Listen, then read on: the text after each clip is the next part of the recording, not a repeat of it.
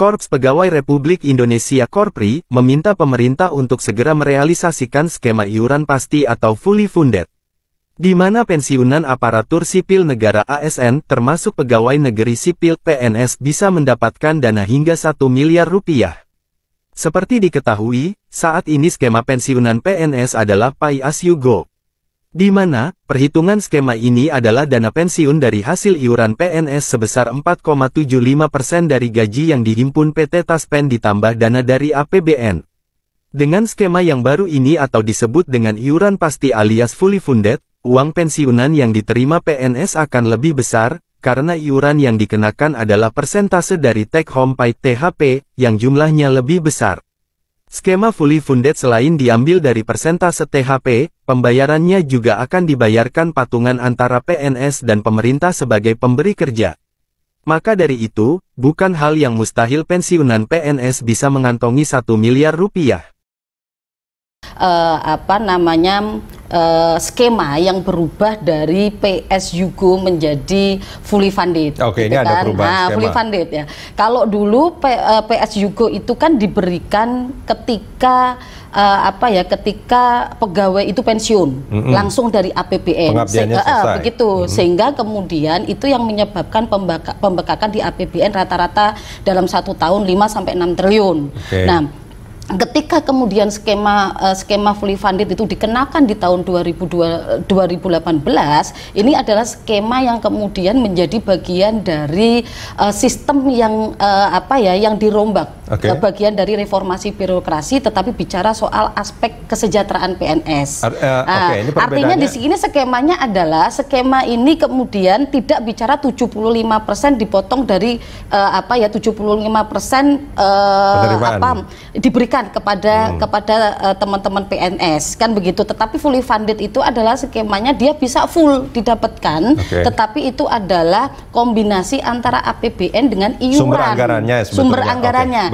Ketika ditotal ya kan, ketika ditotal ya kan, ketika umpamanya dia masuk usia 30 tahun, ketika dia keluar pada usia 50-an tahun, 50-an tahun, itu bisa kemudian dia menerima antara 1,2 sampai 1,5 miliar, itu pun di golongan yang paling rendah loh ya, fully funded itu tadi, ya kan, untuk menjawab soal reformasi birokrasi di aspek kesejahteraan itu. Yang tadinya yang tadinya keseluruhan dari APBN, sekarang itu ada potongan dari gaji pegawainya. Betul, gaji pegawai itu potongan. Apakah potongannya nanti boleh dikata 4-6%, bahkan bisa 10% sampai 15%, atau bahkan 25%, itu nanti kan melihat skemanya seperti apa. Saya pikir begini, ini juga kemudian perlu difikirkan, setiap tahun itu kan rata-rata belanja pegawai ini kan mengiringi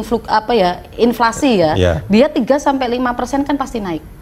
Nah, itu berimbas pada skema yang akan kemudian dikeluarkan oleh Kementerian Keuangan. Saya pikir seperti itu. Nah, pilihan PSYugo sama fully funded ini sekarang sudah ditetapkan belum? Kalau fully fundednya belum. Ya kan, belum berjalan karena PP-nya belum ada. Sudah disepakati belum?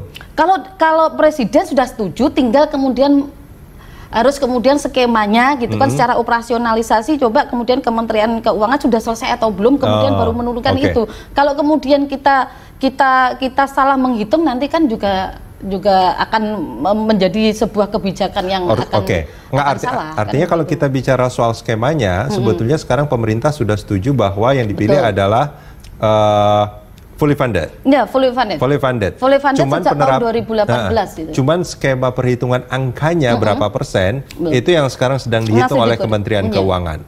Ya, gitu. Kementerian Keuangan berkoordinasi dengan Kemenpan RB, karena kan mengenai formulasi ini, mengenai kenaikan juga berdasarkan pada kinerjanya gitu loh. Makanya kalau kita bicara reformasi bukan aspek satu saja, tapi bicara soal kinerja. Kalau kinerjanya kemudian turun, ya tidak mungkin kemudian dia mendapatkan dana pensiun dan jaminan yang lebih bagus. Oke, itu kan bicara soal pensiunan yang akan diterima setiap bulan. Nah, kalau soal tabungan yang tadi disebutkan sama Pak Menteri, apakah itu juga dibahas? Ya, saya pikir ini akan menjadi sebuah skema yang akan dibahas di Kementerian Keuangan. Kita kan menunggu kemudian hasil akhir dari Kementerian Keuangan seperti apa. Karena tabungan yang tadi disebutkan, yang saya tangkap, ini bukan bicara soal pay as you go atau fully funded, karena ini adalah tabungan dari pegawai sendiri. Nah, itu yang kemudian kita tunggu kan gitu. Baik. Karena kan kalau kita memahami di tahun 2018, ketika ada fully funded itu yang penting ada bisa mengcover dana pensiun dan jaminan hari tua.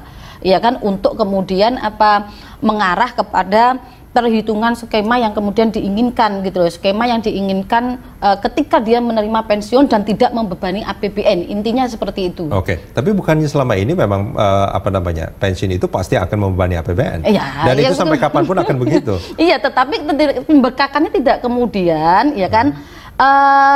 Rata-ratanya peningkatannya tidak terus signifikan gitu dan peningkatannya itu yang sekarang menjadi tanggungan dari pegawai negerinya. Betul, karena kan selama ini kan yang tadi saya sampaikan pay as you go itu murni dari APBN, tidak ada iuran gitu loh, tidak ada iuran yang dikeluarkan dari teman-teman PNS gitu loh, sehingga ketika dia menerima dia kecil gitu loh, ya kan. Ketika skema ini dijalankan gitu kan, ada APBN, ada iuran. Ketika belanjanya naik gitu kan, bukan belanja pegawai atau yang diterima setiap bulannya naik, otomatis kemudian berpikir oke, iuran kemudian ada, ya kan.